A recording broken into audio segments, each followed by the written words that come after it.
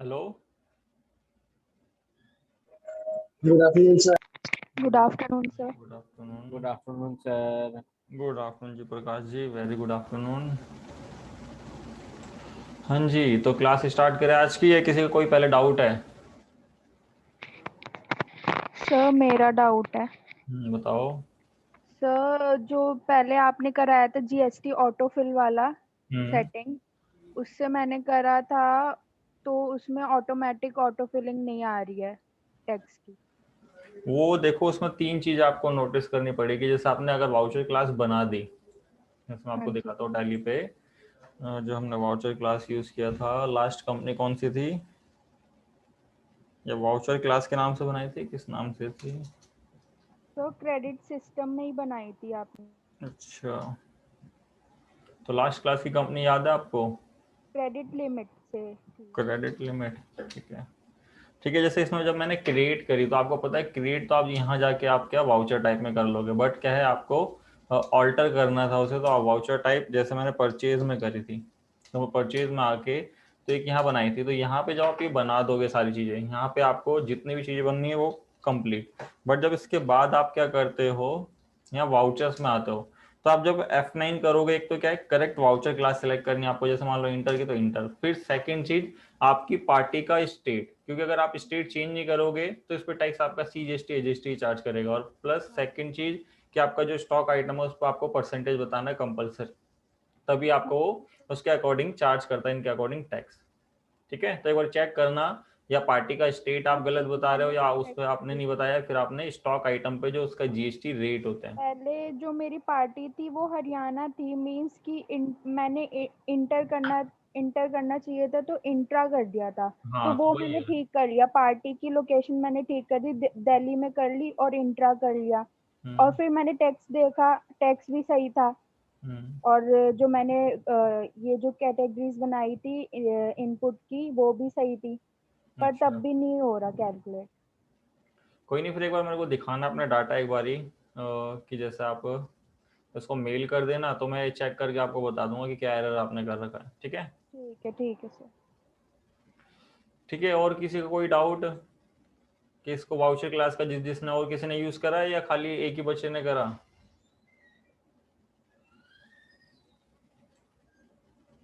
हाँ जी, बाकी लोगों ने नहीं करा क्या?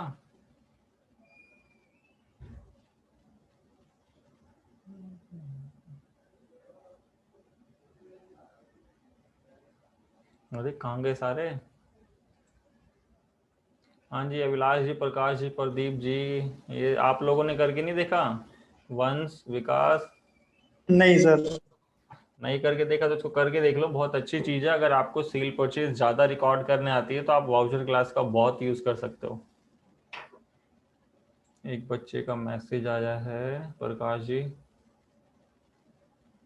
ठीक है जी, आप अपनी प्रॉब्लम मेरे को डाल देना जी मैसेज में, मैं आपको चेक कर लूंगा। अगर देखो कोई क्वेरी रहती है आप क्लास में, या वरना आपको जो डाटा अगर इन केस आपका नहीं चल रहा तो आप मेरे को मेल कर दो, और उस डाटा की प्रॉब्लम उसमें मेंशन कर देना। तो इससे क्या होगा, मैं आपकी वो कंपनी वेरीफाई करके चेक करके जो उसमें एरर आ रहे होंगे मैं आपको बता दूंगा। ठीक है, तो जो भी एरर है ऐसा आप चेक कर लेना और बता देना। अब आज की क्लास स्टार्ट करते हो। तो आज की क्लास का टॉपिक है आपका रिवर्स चार्ज मैकेनिज्म। तो रिवर्स चार्ज मैकेनिज्म के बारे में आप लोग क्या क्या जानते हो, सबसे पहले आप लोग बताएंगे वन बाय वन।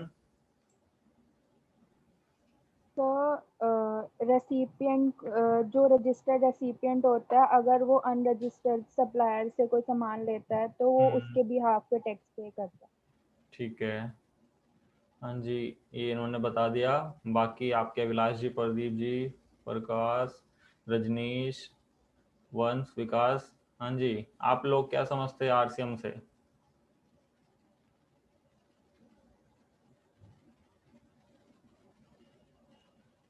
हाँ जी, कोई कुछ नहीं समझता? सर अनरजिस्टर्ड डीलर से परचेज करना। अनरजिस्टर्ड डीलर से परचेज करना, ठीक है।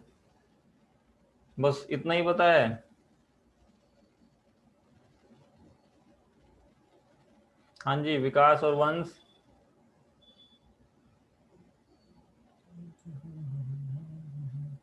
सर इसकी सर्विसेज और गुड्स भी स्पेसिफिक होती है जिस पे आरसीएम लगता है। अच्छा,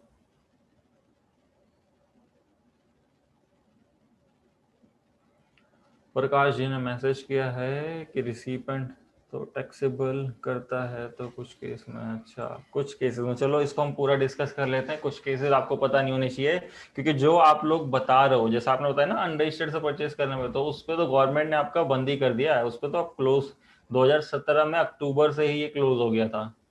तो अगर आपको अनरजिस्टर्ड वाला पता है तो वो तो फिर आपको क्या होगा, डिफिकल्टीज हो जाएगी। बट आपको एक सेक्शन और देता है, कौन सा सेक्शन, तो देखो मैं आपको ये फाइल आज प्रोवाइड करूंगा, तो इसके और घर पे रीड कर लेना, ठीक है। रिवर्स चार्ज मैकेनिज्म क्या कहता है जी आपका, कि generally the supplier of goods और सर्विस इज लाइबल टू पे GST in the specified cases like import and other notified services, आपके ऐसे करके मेंशन करेगा यहाँ पे, ठीक है। तो इसमें आप देखोगे कि ये सारी चीज मेंशन है, बट आपको यहाँ याद रखना है कि एक्ट में कौन सा एक्ट में आपको बोलेगा, कि जैसे सीजीएसटी एक्ट में कौन सा है 93 एंड आपका 94 चलता है, और इसमें 9 अगर यूटी जीएसटी एक्ट में देखोगे तो आपका 53 एंड 54 चलेगा, ठीक है। तो इस केसेस करके ऐसे ही डिफाइन कर रखा आपको कि कैसे कैसे करना है। प्लस इसके अंदर आगे जाओगे तो टाइम ऑफ सप्लाई क्या रहेगी, रजिस्ट्रेशन क्या है, आईटीसी किसको मिलेगा, टाइम ऑफ सप्लाई किसको कंसिडर करोगे, जिसके अकॉर्डिंग आपकी लाइबिलिटी बनेगी, आपकी जिस रिवर्स चार्ज में, फिर आपको कैसे पे करानी है, उसके कंप्लाइंसेस क्या होते हैं, और फिर आगे जाके आप देखोगे सर्विसेज। तो आपकी जो ये सर्विसेज है, तो इसको मैं अभी समझाता हूँ आपको, उसके बाद ये पढ़ना। तो ये पूरी पीडीएफ फाइल है, इसको एक बार रीड कर लेना घर पे, बट उससे पहले हम थोड़ा सा इसका इंट्रोडक्शन पढ़ते हैं, जिससे कि आपको क्लियर हो जाए किसमें जी, आपका थ्योरी पार्ट में।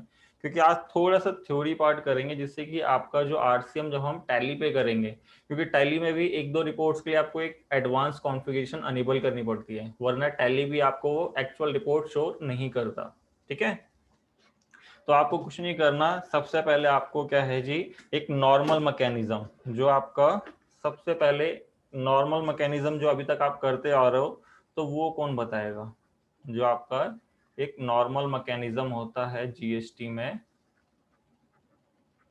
वो ये कौन बताएगा सबसे पहले। क्योंकि सबसे पहले आपको नॉर्मल मैकेनिज्म पता है, तो समझो आप इजीली आरसीएम को बिल्कुल सिंपल तरीके से समझ जाओगे कि क्या है आरसीएम में, क्या चीजें होती है, क्या टैक्स पे करता है, कौन टैक्स पे कराएगा, उसमें सेक्शन कौन से हैं, कौन कौन सी सर्विसेज है, कब कब ऐसा आपकी आरसीएम की लायबिलिटी बनेगी, ये सारी चीज। बट उससे पहले आपको नॉर्मल मैकेनिज्म जो अभी तक हमने इतनी क्लासेस में करा है, वो सबसे पहले पता होना चाहिए। सर नॉर्मल में सर परचेज में आउटपुट सबमिट करना पड़ता है टैक्स, और सेल्स में आउटपुट और परचेज में इनपुट, ये नॉर्मल मैकेनिज्म है। हाँ जी अभिलाष जी, आप भी कुछ कह रहे थे। सर नॉर्मल मैकेनिज्म में सप्लायर टैक्स पे करता है और रिवर्स चार्ज मैकेनिज्म में रिसिपिएंट पे करता है। ठीक है।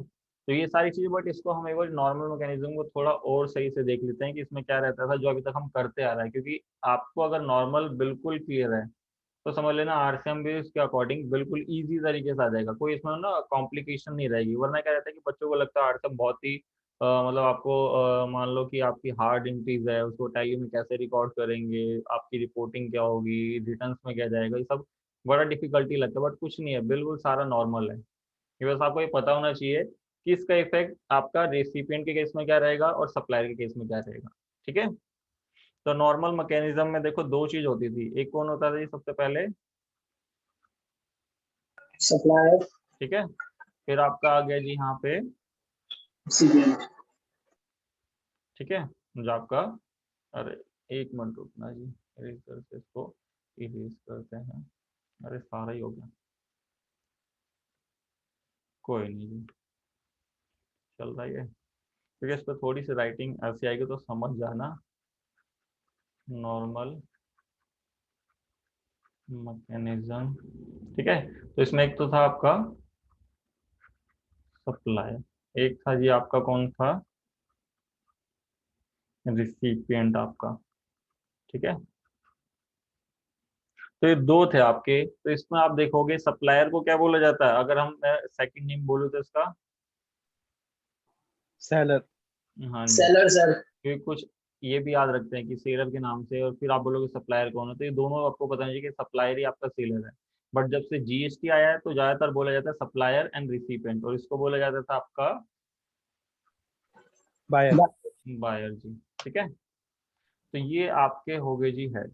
अब इसके बाद इसमें क्या क्या डीलिंग होती थी, सबसे पहले हम वो देखेंगे, कौन टैक्स क्या करता था, किसके पास टैक्स जाता था, कौन पे कराता था, फिर गवर्नमेंट से क्या चलता था, सबसे पहले ये समझेंगे। तो आपको पता है कि जब दो ये दोनों किस में रहते थे, आपके दोनों पार्टी ये जीएसटी में रजिस्टर्ड है, ये भी जीएसटी में रजिस्टर्ड है और ये भी जीएसटी में रजिस्टर्ड है, ठीक है। तो अब सप्लायर क्या करता था, ये इसको सेल करता था।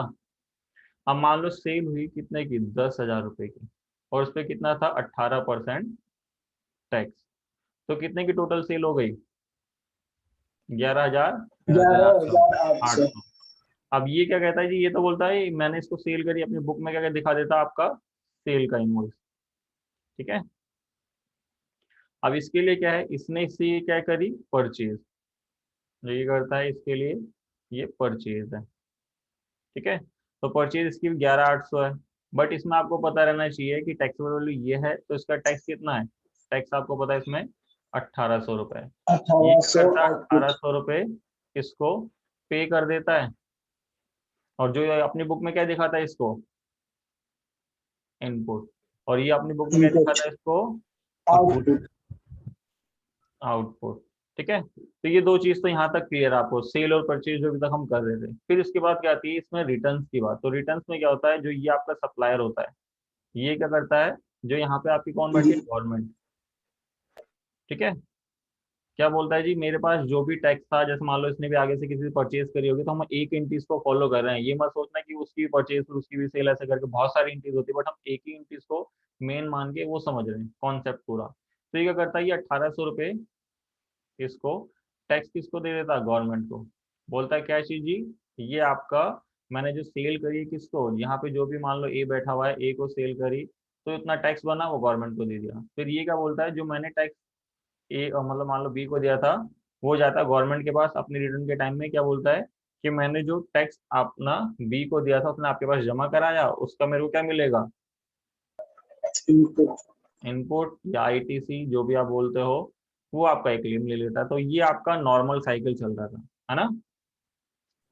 Yes sir. यहाँ तक क्लियर, यस क्योंकि सबसे पहले यस अभी तक देखो, हर जितने भी हमने कॉन्सेप्ट कर रहे हो सब में हम यही प्रोसेस यूज कर रहे थे कि आगे सेल, आगे जाके डेबिट क्रेडिट नोट होंगे, वो तो आपको पता है कैसे एडजस्ट करना, बट जो नॉर्मल मैकेनिज्म चलता है वो ये।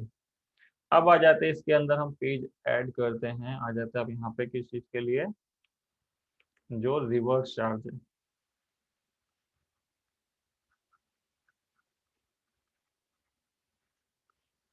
ठीक है, रिवर्स चार्ज मैकेनिज्म। अब देखो इसके नाम से पता चल रहा है कि रिवर्स चार्ज मैकेनिज्म मीन्स क्या, कि आपका जो कौन होगा जी, रिसिपिएंट टैक्स पे कराएगा, उसको फिर रिवर्स कर लेगा अपने क्लेम में। अब कैसे जी, तो आप देखते हैं यहाँ पे, एक तो इसमें रहेगा सप्लायर, और एक रहेगा आपका रिसिपिएंट, ठीक है। तो इस केस में क्या रहता है कि आपकी गवर्नमेंट ने बोल रखा है कि जो आरसीएम का केस है, इसके अंदर ना दो सेक्शन दे रखे हैं। अगर सीजीएसटी या जीएसटी का एक्ट के अकॉर्डिंग देखोगे, एक 9(3) और एक 9(4), ठीक है। 94। तो जो ये वाला सेक्शन था, इसमें क्या रहता है कि ये बोलता है कि अगर आप क्या करते हो, जो आपका परचेजर होगा किसी यूआरडी, जो आपका सप्लायर है, उससे आप क्या करते हो, परचेज करते हो। कौन परचेज करेगा, जो ये रिसिपेंट था जो जीएसटी में रजिस्टर्ड था, ये से क्या करेगा, परचेज करेगा। तो क्या होगा आपका इसके अंदर आरसीएम अप्लीकेबल होगा। कहने का मीन्स क्या है, क्योंकि अब जो अनरजिस्टर्ड डीलर होते हैं वो जीएसटी में रजिस्टर्ड होते हैं या नहीं, ये बताओ। नहीं सर। तो नहीं होते ना। अब ये क्या है, जब जीएसटी में रजिस्टर्ड नहीं है, अब मान लो इसने इससे क्या करा, अब ये क्या करता है, जो आपका रिसिपिएंट है, ये बोलता है मैं इससे 10,000 का सामान खरीद रहा हूँ, ठीक है। अब इसको पता है कि इस पे जो 18% का टैक्स है, तो इसको पता चल गया 1,800 रुपये टैक्स देगा। बट ये क्या है, जीएसटी में रजिस्टर्ड नहीं है। अगर ये रिसिपिएंट आपका इसको क्या कर दे, 11,800 दे दे, ये खुशी से ले लेगा, ये मना थोड़ा ना करेगा, बोलेगा जी मेरे को दे दो। बट ये आगे जो गवर्नमेंट से आईटीसी क्लेम करता है, वो चीज नहीं मिलेगी इसे, है ना। हाँ जी, यस जी सर। सर। नहीं यस मिलेगा, सर। क्योंकि ये इसको पे ही नहीं करेगा। क्योंकि आपका जीएसटी में क्या होता है, और सप्लायर आपका टैक्स जमा करा देता था, आप आईटीसी ले लेते थे।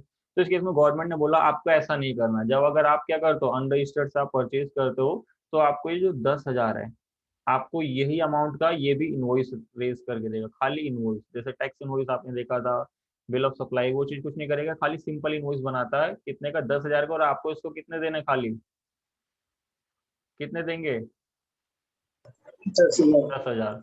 बाकी का आप गवर्नमेंट बोलती है, बाकी का क्या करना है जी, बाकी गवर्नमेंट बोलती है कि आप क्या करो, इसका जो टैक्स है वो मेरे को दे दो। अभी बोलेगा ये टैक्स तो मैं इसको देता था, ये आपको देता था, फिर मैं वापसी क्लेम कर लेता था। फिर आप बोलो डायरेक्ट मेरे को दे दो, फिर मेरे को क्या फायदा हुआ, क्योंकि टैक्स तो क्या होता है, टैक्स कौन पे करता है आपका, आपके बिजनेसमैन पे करते हैं या आपके कस्टमर पे करते हैं, बिजनेसमैन। बिजनेसमैन पे करते हैं, तो मतलब कस्टमर करता है। हाँ, लास्ट जो बर्डन तो कस्टमर पे पड़ता है ना। बट अभी जो नहीं, कस्टमर करता है सर। जीएसटी के अंदर क्या होता है कि आपके बिजनेसमैन पहले दे देते हैं, और अपनी सेल करने का तो कलेक्ट करके जो एक्स्ट्रा आता है वो पे कराते हैं, यही होता है ना। हाँ जी। Yes sir, yes sir. ठीक है, तो अब रिसिपिएंट ने इसने कहा कि अगर मैं ऐसा करूंगा सर, मेरा तो टैक्स ही मेरी जेब से ही जा रहा है, फिर तो इस गवर्नमेंट ने इसको क्या बोला, रिसिपिएंट को गवर्नमेंट ने बोला जी ऐसा नहीं होगा जी। ये हम क्यों कर रहे हैं, क्योंकि आप जब मेरे को गवर्नमेंट को ये टैक्स दे देगा, तो इससे क्या रहेगा कि पता चल जाएगा कि यूआरडी से कितने की डीलिंग करता है, समझ गए, कि अनरजिस्टर्ड से कितने की डीलिंग हो रही है, जितने अनरजिस्टर्ड डीलर्स बैठे हैं। तो अब मान लो किस स्टेट में सेल कर रहा है, मान लो हरियाणा में, दिल्ली में, जिससे ही परचेज कर दो, सारी चीज नॉन में आएगी। इससे क्या रहेगा, गवर्नमेंट के नजरों में। और प्लस इन्होंने बोला जो हम टैक्स आपसे लेंगे 1,800 रुपये, वो क्या होगा, आगे जाके आप वापसी आईटीसी क्लेम कर लोगे। बट गवर्नमेंट का ये इसलिए कहना था कि गवर्नमेंट चाहती है कि हमें कहीं से भी पैसा मिले, टैक्स वो अपना छोड़ना नहीं चाहती। ठीक है, तो गवर्नमेंट ने टैक्स इससे ले लिया, बट क्या बोला, हम आईटीसी आपको क्या देंगे, जब आप अपने आगे गुड्स सेल करोगे। यहाँ तक समझ गए आप, या कोई डाउट है इसमें, ये बताओ। समझिए। ओके सर, समझ। हाँ जी, क्लियर है डाउट, ये बताओ पहले। Hello. Sir all clear. Clear है सर। क्लियर है सर। अब देखो, ये चीज तो यहाँ पता चल गई। अब मान लो अब आप ही बिजनेस चला रहे हो, अब मैंने बोला आप ही मान लो एक रजिस्टर्ड डीलर हो जीएसटी में, आप ही ये बिजनेस चला रहे हो, और आप क्या करते हो जी, आपने बोला आप ही रिसिपिएंट हो। इस केस में क्या हुआ कि अब आप बिजनेस चला रहे हो, तो आप अपनी स्टेशनरी भी खरीदोगे, ठीक है, कुछ जो भी ऑफिस यूज के लिए यूआरडी से और परचेज भी करोगे, करोगे कि नहीं करोगे, ये बताओ। हाँ जी, जी sir. Yes sir. Yes sir. वो तो डेली रूटीन में हर रोज की होनी है। तो गवर्नमेंट आपने क्या बोला जी, अगर मैं ऐसा करने लग गया, और गवर्नमेंट ने बोला कि आपको ये करना पड़ेगा, सबसे पहले तो आप ये इसका टैक्स इंक्रीज करो, फिर टैक्स को पे कराओ, फिर टैक्स को क्या करोगे, इनपुट में लेंगे सर। क्लेम करो। तो ऐसे करके 3 एंट्रीज करोगे एक ही परचेज की, वो भी किससे, अनरजिस्टर्ड से। अब मान लो किसी से आप 10,000 की, किसी से 5,000 की, तो एक इन्होंने एक बोल दिया कि अगर आप दिन में कितने की, पूरी 5,000 की परचेज करोगे, उससे बिलो रहेगी, अगर उससे बिलो है तो इस पे आरसीएम नॉट अप्लीकेबल। ठीक है, अगर इससे अबव हो जाएगा तो आरसीएम करना। बट आप देखना, जो भी ऑफिस मान लो छोटे मोटे में चलो 500 की इन्वेंट्री आती है डे बाय डे ऐसे करके, बट आप बड़े बड़े ऑफिस में जाओगे, वहाँ पे स्टेशनरी का सामान या मान लो कोई डेली रूटीन का सामान 5 क्या 10-10 हजार कैसे आएगा। तो अब वो क्या करेगी, हर अनरजिस्टर्ड डीलर से जो परचेज कर रही है, तो उस पर आरसीएम पे कराए, फिर उसके बाद उसका क्लेम करे गवर्नमेंट से। अब मान लो दिन की 10 ट्रांजेक्शन ऐसी करती है, तो 10 ट्रांजेक्शन के लिए कितनी एंट्रीज हो गई है, 30। 30 हो गई। और इन 30 को भी ना आपको रिकॉर्ड प्रॉपर सही तरीके से करना है, कैसा आईटीसी लेना है, क्या पे कराना है। अब मान लो ये 30 एंट्रीज और इन चीजों पे फोकस करेगा, और बाकी जो इसका बिजनेस का काम है वो कब करेगा, ये बताओ। जो इसका मेन बिजनेस है, मान लो मेन बिजनेस गारमेंट का ले लेते हैं, वो आपका मेन बिजनेस गारमेंट का है जी, तो वो अपनी गुड्स कब सेल करेगा, अब इन्हीं एंट्रीज को रिकॉर्ड करके मेंटेन करने लग गया, तो ये काम तो उसका क्या होगा, वो बोलेगा मैं ये करूं या ये करूं। तो इसमें कॉम्प्लिकेशन हो गई ना फिर आपकी। हाँ जी, यस सर। तो इसलिए फिर पता है क्या हुआ था आपका, जब ये 2017 में आपका जीएसटी आया तो उसी के ठीक आपका अक्टूबर में एक नोटिफिकेशन, मतलब सितंबर में एक नोटिफिकेशन, उसने क्या करा, उसको डिले कर दिया और अक्टूबर में आके इसको आरसीएम को नॉट अप्लीकेबल मतलब मींस क्लोज कर दिया एक टाइप से बोलो तो, कि बोला अगर मान लो बिजनेसमैन अगर इन्हीं में जूझता रहेगा तो बिजनेस कब करेगा अपना ये, है ना। तो गवर्नमेंट ने बोला ठीक है जी, हम ये वाला क्या कर रहे हैं, क्लोज कर दे रहे हैं कि आप जितनी मर्जी अनरजिस्टर्ड से परचेज करो, मतलब आपका कोई आरसीएम का कुछ नहीं रहेगा। ठीक है, समझे 9(4) का केस यस क्लियर, कि 9(4) जो आप बता रहे थे अनरजिस्टर्ड से परचेज करो या अनरजिस्टर्ड से, हम जब एक रजिस्टर्ड पार्टी खरीदती है तो आपका आरसीएम लगेगा, तो ये वाला आरसीएम तो बंद ही पड़ा है।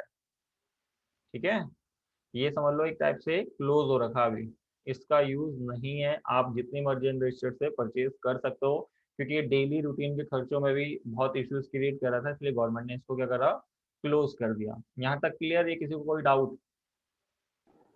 तो क्लियर है। क्लियर। आप नेक्स्ट पेज पे आते हैं जी, हमारा जो सेक्शन था आपका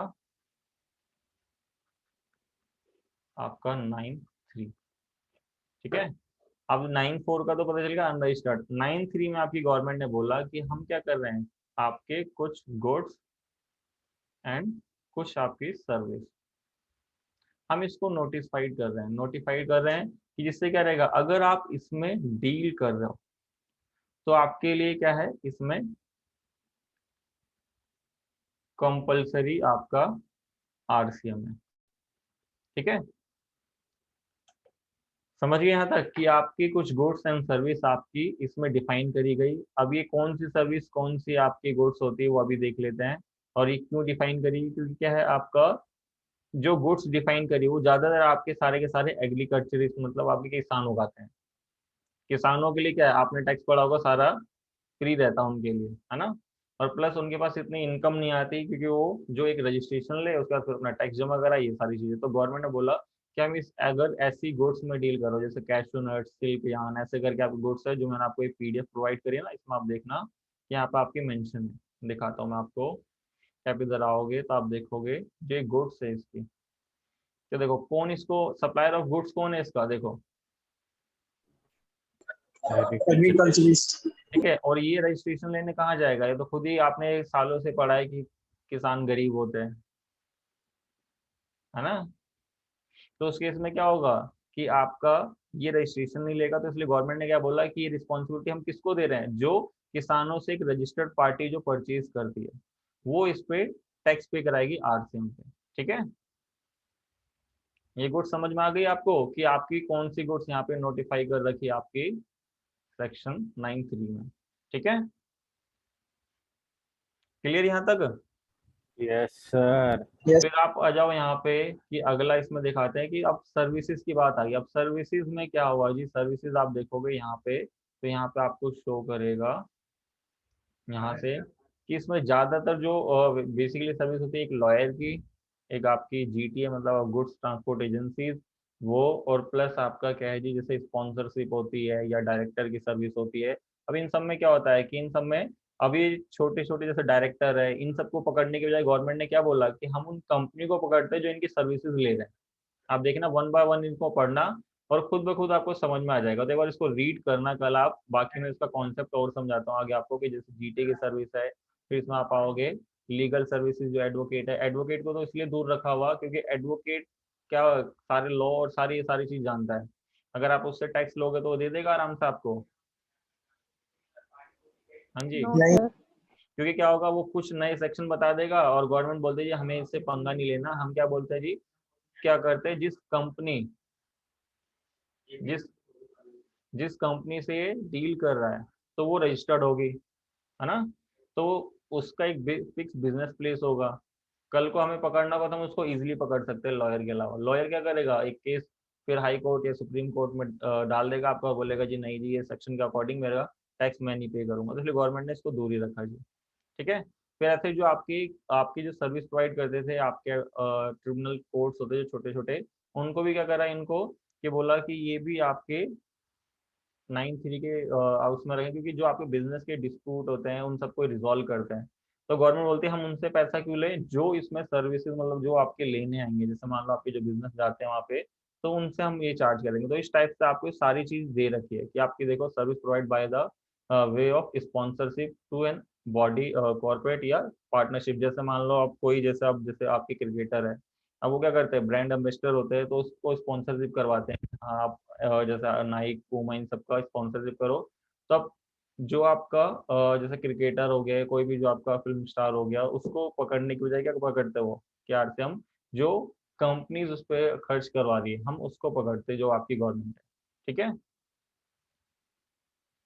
तो इन सबको ना एक एक बार आप रीड करना, बाकी इसको कल डिस्कस भी करेंगे, जो एक एक सर्विस है आपकी उन सब जो अगली क्लास होगी मंडे को, उसमें डिस्कस भी करेंगे कि कौन कौन सी कैसे कैसे। बट इसमें जो मेन मेन है आपकी, एक तो जैसे स्पॉन्सरशिप, डायरेक्टर, और प्लस आपका लॉयर, और एक आपका जीटीए की सर्विस, इन सबका जो मेन है 4-5 सर्विसेज है। तो वैसे इसमें आपकी 17 सर्विसेज है, बट जो मेनली यूज होती है वो आपकी 5 से ऐसी 4 सर्विसेज जो डेली हर बिजनेस में मैंडेटरी मतलब आपको मिलेगी। क्योंकि ये मत सोचना कि आरसीएम अगर आप पढ़ रहे हो तो सारे गुड्स और सारे सर्विसेज आपको पता होनी चाहिए, मतलब आपको सारे सबका ट्रीटमेंट होना चाहिए। क्योंकि आप देखोगे जब आप बिजनेस रन कर रहे हो तो एक बिजनेस में क्या, एक लॉयर की सर्विस मैंडेटरी आ जाती है, क्योंकि कोई ना कोई ऐसा केस होगा जैसे एमसीए में या जीएसटी में, कहीं ना कहीं ऐसा केस फंसेगा जहाँ पे फिर आप लॉयर के पास जाओगे इसकी लीगल एडवाइस या लीगल इश्यूज को रिजॉल्व कराने, तो आपका आरसीएम बन जाता है। और जीटीए का तो एक ऐसा कंपलसरी आपका टॉपिक है, क्योंकि आपके अगर गुड्स में डील करते हो तो आपकी मूवमेंट होगी। ठीक है,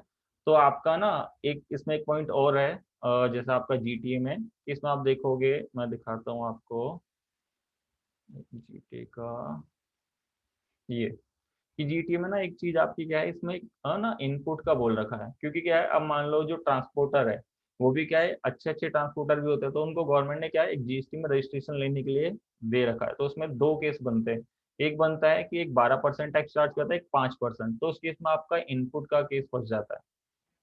ठीक है, तो आपका इनपुट कैसे क्लेम होगा और कैसे आपको रिजॉल्व करना है, कौन क्लेम कर सकता है, किस केस में आप अगर मान लो अनरजिस्टर्ड आपका ट्रांसपोर्टर है या रजिस्टर्ड ट्रांसपोर्टर है, तो उस केस में आपकी क्या एंट्रीज बनेगी। ठीक है, तो एक बार इन सबको रीड करके जरूर आना। क्लियर यहाँ तक या कोई डाउट है? क्योंकि आज थोड़ा सा थ्योरी इसलिए पढ़ रहे हैं नहीं क्योंकि सर। क्योंकि आज थोड़ा सा थ्योरी इसलिए पढ़ रहे हैं क्योंकि अगली क्लास में जब हम प्रैक्टिकल करेंगे तो ये चीज़ हमें पता होनी चाहिए, क्योंकि इसके सर इफेक्ट आपको तभी पता चलेगा। हाँ जी, टाइमिंग क्या है क्लास का? एक फिक्स टाइमिंग बता दो। फिक्स टाइमिंग देखो 2 होती थी आपकी, बट अभी थोड़ा टेक्निकल जैसे इश्यूज रहते तो आपका वेट करना पड़ता है आधा एक घंटा, उसी में टाइम खराब हो जाता है। एक बता दो, 2 छोटी या 3 कर दो आप। एक चलो फिक्स जी कर ठीक दो है, ना, सही रहेगा। चलो मैं आज एक बार कंफर्म करके मैं आपको बता दूंगा अभी। ठीक है, जी सर, क्योंकि कंफर्म मेरे कर हाथ में भी नहीं है ना आगे डिसीजन लेना, आगे से जब जो आपका एडमिनिस्ट्रेशन है वहां से पहले मंजूरी लेनी पड़ती है ना, दो। ओके। कि बात करके। तो आपको मैं मैसेज डाल दूंगा कि अगर फिक्स टाइमिंग जो रहेगी आपकी। ठीक है, जी सर, फिक्स टाइमिंग से रहेगा एक। ओके प्रकाश जी, ठीक है जी। तो इसमें क्या करा कि कुछ ऐसी गुड्स और ऐसी सर्विसेज आपकी कंपलसरी कर दी कि अगर जिनमें आप डील करते हो तो उनमें क्या रहेगा, आपको फिक्स कंपलसरी आरसीएम पे करना जरूरी है। अब आरसीएम पे करना जरूरी, तो इसका इफेक्ट आपको पता होना चाहिए। क्योंकि हमने जो सर्विसेज बताई मैंने वो एक बार इसको रीड कर लेना, अगली क्लास में उसको एक बार मैं डिस्कस भी करूंगा, उसके बाद फिर उसकी इंक्रीज करेंगे। बट उससे पहले हमें इसका इफेक्ट, क्योंकि हमें पता चल गया कि जैसा हमने यहाँ देखा एक नॉर्मल मैकेनिज्म क्या होता है, और यहाँ पे आपका जो रिवर्स चार्ज में 9-4 का केस था, और यहाँ पे आपका फिर क्या है जी, यहाँ पे जो 9-3 का। अब इसके अंदर जो मैकेनिज्म था इसका, इस बार इसको भी देख लेते हैं, फिर उसके बाद डिस्कस करेंगे कि इसका इफेक्ट जी स्टार 1 पे, जी स्टार 2 पे और जी स्टार 3 क्या इफेक्ट आता है। ठीक है, तो यहाँ रिवर्स चार्ज, इसमें क्या रहता है जी आपका कि जो आपके सप्लायर है और आपका ये रिसिपिएंट, तो आपको पता है आप सप्लायर में कौन सा केस लगेगा, 9-3 या 9-4 का? 9-3 सर। 9-3 का, क्योंकि आपको पता है सर। 9-4 तो अभी क्लोज चल रहा है जी, और उसके आगे के भी खुलने के बिल्कुल आसार नहीं है। ठीक है, अब 9(3) में आपको बताया कुछ गुड्स एंड सर्विसेज ऐसी क्या कर रखी जी आपकी कुछ कि जिसमें आपको अगर आप डील करते हो तो आपकी नोटिफाई के आइटम करने ही जरूरी है। तो इस केस में क्या रहेगा कि जब आप क्या करोगे, अगर इनमें डील करते हो कि आप इनसे सर्विस इनकी मान लो या गुड्स इनकी परचेज करते हो, तो उस समय आपको टैक्स इनको नहीं देना है। टैक्स नॉट पे, किसको जी? सप्लायर को। क्योंकि सप्लायर जो आपको इनवॉइस रेज करेगा वो सिंपल एक इनवॉइस बना के दे देगा, कोई टैक्स इनवॉइस नहीं चार्ज कर सकता है। ठीक है, फिर जैसे मान लो 10,000 की सर्विस दी इसने, तो 10,000 की सर्विस आप भी इसको 10,000 पे कर दोगे। अब मान लो सर्विस पे बेसिकली 18% टैक्स होता है। ठीक है, तो ये 18% क्या करोगे आप, सीधा गवर्नमेंट को पे करा दोगे। और फिर उसके बाद गवर्नमेंट से उसी मंथ, अगर मान लो उसी मंथ पे कराया है तो उसी मंथ, वरना आप जिस नेक्स्ट मंथ में करो तो नेक्स्ट मंथ में भी इसका आईटीसी क्लेम कर सकते हो। ठीक है, और प्लस एक इम्पॉर्टेंट चीज कि आपकी आरसीएम की लाइबिलिटी, आपकी आरसीएम की लाइबिलिटी, ये क्या कर रहे हैं पवन जी, इसको बंद करिए। ठीक है, अब आरसीएम की लाइबिलिटी अगर आपकी बनती है तो आप किस में पे कराओगे? किसी को पता है? अगर आपकी आरसीएम की लाइबिलिटी बनी फॉर द मंथ ऑफ, जैसे मान लो जुलाई में, तो इसको आप किससे पे कराते हो? सर कैश से। कैश लेजर से या क्रेडिट से? Cash ledger. हाँ जी, ये हमेशा याद रखना कि आपका जो आरसीएम की लाइबिलिटी होगी हमेशा कैश लेजर से पे होती है। मतलब जो ऑलरेडी आपके पास आईटीसी होगा उससे वो एडजस्ट नहीं होता। अगर आप करते हो तो आपकी क्या होगी, आगे जो आपकी जीएसटीआर 9 जाती है उसमें क्या होंगे आपके इश्यूज या आपको नोटिस आने के चांसेस रहते हैं। ठीक है, अगर जैसे मान लो वहाँ जीएसटी ऑफिसर जो बैठा उसने देख लिया तो आपको नोटिस डाल देगा कि आपने ऐसा क्यों करा है, इसका फिर वैलिड रीजन दो, फिर आइए आके फिर हमें इसका एक ड्राफ्ट करके दो, ऐसे करके। ठीक है, तो हमेशा रखना है अपन डिशे खड़ा करते तू ठीक कर रही। कौन है? सर अभिलाष गुस्से में है। अच्छा, ठीक है, तो हमेशा याद रखना जो आपका पे कराया जाएगा वो कैश लेजर से होता है। ठीक है, तो इसलिए जो मैं आपकी इंक्रीज कराऊंगा आप टैली पे, और सबसे पहले इसका इफेक्ट देख लेता हूँ कि आपका इसका इफेक्ट क्या रहेगा। इफेक्ट कौन बताएगा? GSTR 1 और GSTR 2 एंड GSTR 3 भी, ये 3 है। तो हम देखते हैं यहाँ पे सबसे पहले सप्लायर का केस, इसको हटा देते हैं, और रिसिपिएंट। तो किस केस में किसको इफेक्ट आएगा, किसी को पता है कि सप्लायर के केस में उसके रजिस्टर 1, 2, 3 किस पे इफेक्ट करेगा?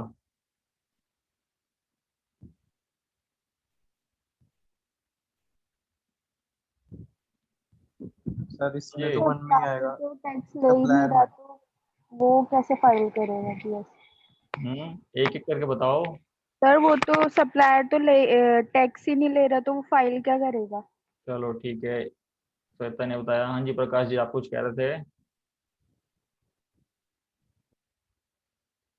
नहीं कह रहे थे कुछ? नहीं सर। अच्छा, और कोई? तो देखो, अब एक चीज इसमें क्या है, अब एक चीज इसमें रहती है कि जो आपका ना 9(3) का मैंने केस बताया था, तो उसमें एक केस होता है जीटीए वाला, ये बताया था मैंने। तो इसमें क्या होता है ना, इसमें कुछ आपके ट्रांसपोर्टर जीएसटी में रजिस्टर्ड होते हैं और कुछ नहीं होते जी। तो अनरजिस्टर्ड वाला को तो पता है कुछ नहीं करेगा वो तो, बट कुछ होता है जीएसटी में रजिस्टर्ड होंगे। ठीक है, और या मान लो कुछ ऐसी सप्लाई होगी जो जीएसटी में रजिस्टर्ड है, तो वो क्या करते हैं ना, सप्लायर जब वो अपनी रिटर्न फाइल करेगा GSTR 1 की, तो क्या करेगा, जो रिटर्न चढ़ाएगा तो एक कॉलम आपका आता है कि आपकी जो अंडर रिवर्स आपकी आरसीएम वाली आपकी जो भी सप्लाई है, तो उसको ये बतानी पड़ती है। ठीक है, जो जीएसटी में रजिस्टर्ड होता है उसको। अब जैसे मान लो अब मैं ट्रांसपोर्टर हूँ, तो मेरी टर्नओवर ज़्यादा है, तो मैंने क्या करा, एक रजिस्ट्रेशन लिया। और मैं क्या करता हूँ, जब भी आपका जो कोई बिल बनाता हूँ तो मैं अपनी जैसे जीएसटी की रिटर्न फाइल करता हूँ, क्योंकि मैंने जीएसटी नंबर ले रखा है, उस बेसिस पे एक आपके 2 रेट चलते हैं, 5 और 12। वो आपको कल वाली क्लास में समझाऊंगा आपको कि 5-12 का खेल क्या है आपका, और उसमें इनपुट और क्या चीज़ बनती है, क्योंकि अभी सबसे पहले उसका बेस हमें समझना, उसके बाद। तो इसमें क्या होता है, जैसे मान लो जब मैं रिटर्न फाइल करूंगा तो अपने रजिस्टर 1 में दिखाऊंगा कि ये वाला क्या है आपका आरसीएम का केस है, जिससे क्या होगा, सामने वाला टैक्स पे करेगा, बस मेरे को जितने का मैंने इनवॉइस रेज करा बस वो वैल्यू डाल के उसको आरसीएम की एक ऑप्शन रजिस्टर 1 में होती है, जो शायद आपको सर ने दिखाई भी हो, कि उसके अंदर आपको क्या करना होगा, बस उसको टिक करना होता है उस ट्रांजेक्शन को, या उसमें वैल्यू लिखनी होती है। जैसे मैं अगर इमेजेस मेरे को मिलेगी तो मैं आपको दिखा दूंगा नेक्स्ट क्लास में। तो एक कॉलम होता है रजिस्टर 1 में, जिसके अंदर हमें लिखना होता है कि जो आरसीएम वाली सप्लाई हमारी कितनी हो रखी है। ठीक है, तो ये चीज़ याद रखना, क्योंकि कल को मान लो कल को आप भी ऐसी अकाउंटिंग करो तो आपको पता होनी चाहिए सप्लायर की रजिस्टर 1 में ये चीज़ दिखानी होती है उसे। ठीक है, सारी चीज़ फिर इसमें रहेगी। क्या मान लो कि इसने जब फाइल करा तो इसने दिखा दिया मेरे रजिस्टर 1 में क्या है जी, ये टैक्सेबल आरसीएम है, बट इसने क्या करा, ये इसके ऑटोमेटिक शो होने लगेगी यहाँ पे जीएसटीआर 2A में।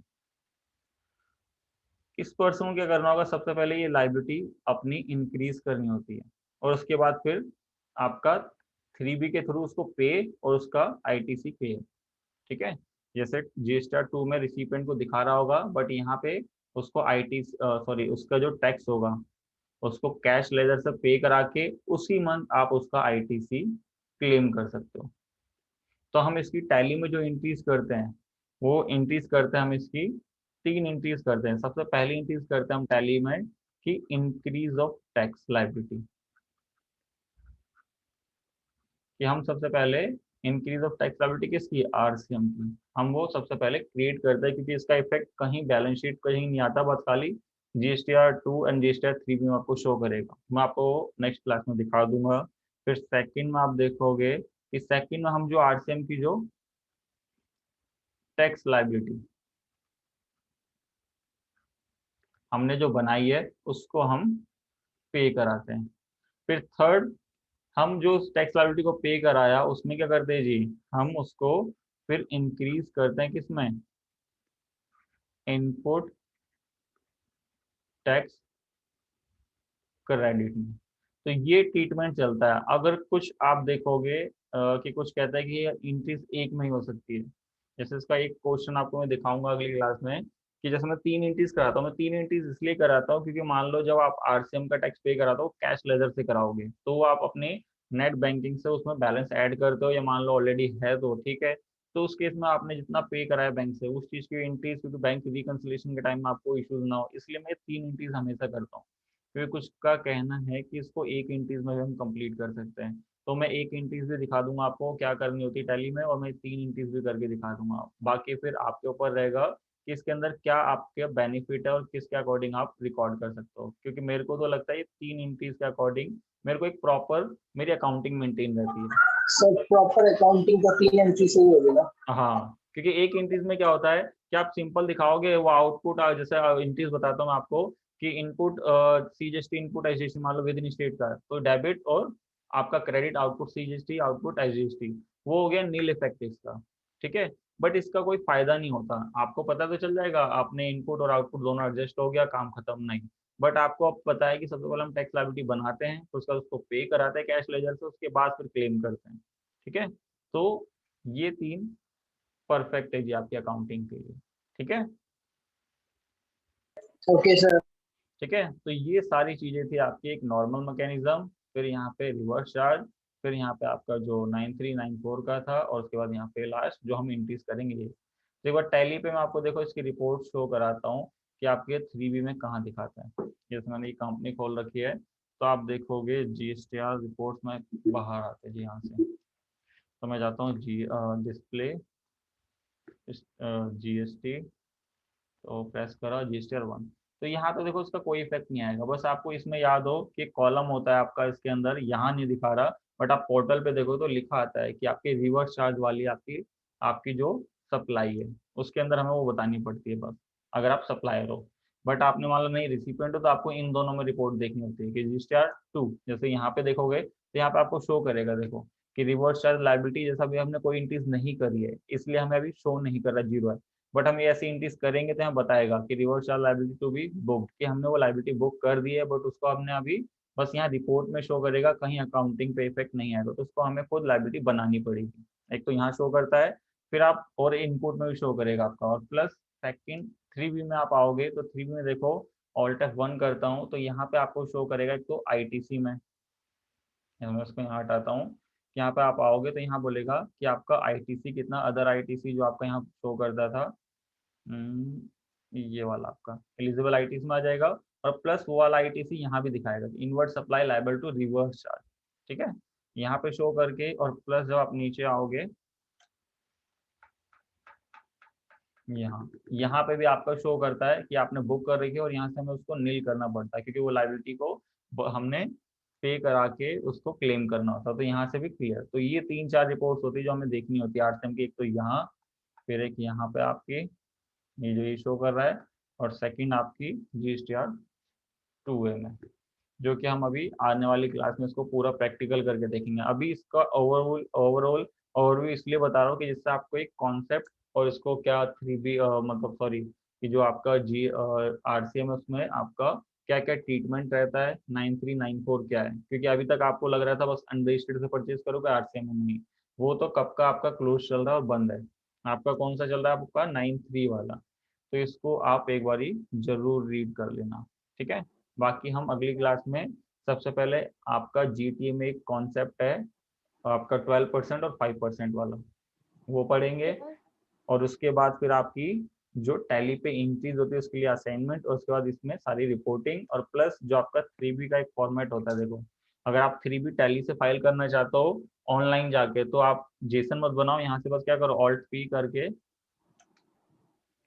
इसको प्रिंट देखोगे तो देखो इस फॉर्मेट में दिखा देगा, जो कि आपका कॉलम आपको कहाँ दिखाता है, आपके GST के 3B की रिटर्न में जब आप GST 3B के ना, रिटर्न। तो इसमें आप देखोगे यहाँ आपको शो करेगा, इसको क्लोज करिए, यहाँ पे inward supply liable to reverse charge, यहाँ पे वो ITC ऑटोमेटिक आएगा 3B में, क्योंकि जब आपने उसको पे करा दिया तो यहाँ ऑटोमेटिक शो हो जाता है।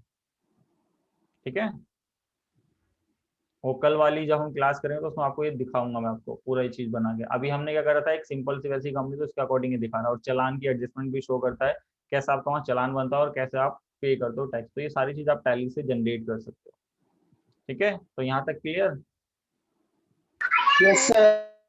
तो कोई डाउट नहीं, फिर कल वाली क्लास में एक बार इसको जरूर रीड कर लेना आप लोग। Hello sir.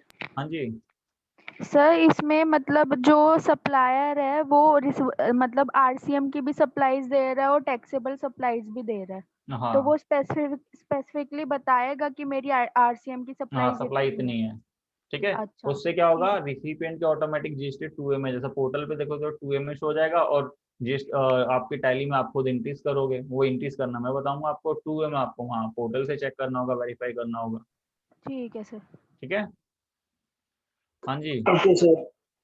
और किसी का कोई डाउट नहीं, तो बाकी इसको पढ़ जरूर लेना, और जो हमने क्लास आज करी है उसके और उसका रिकॉर्डेड देख लेना, जिससे आपका कॉन्सेप्ट अब क्लियर है, क्योंकि अब आपको पता होना चाहिए कि RCM 93 एंड 94 चल रहा था, बट 4 वाला आपका क्लोज है, और 93 वाली जो आपकी स्पेसिफाइड जितनी 7 गुड्स और 16 सर्विसेज है, इसमें 12 है, आप गूगल पे या क्रोम पे कुछ भी आप मेंशन करोगे अंडर जो आपकी क्या है कि goods and services under RCM, तो आपको सारी लिस्ट शो कर देगा। जैसे मेरे पास ये ऑलरेडी जब आपकी RCM थी, ये उसकी PDF। ठीक है, यस सर। तो इसको रीड सर कर वो लेना। रिकॉर्डेड मिलेगी कहाँ पे? रिकॉर्डेड ऐप लैब पे।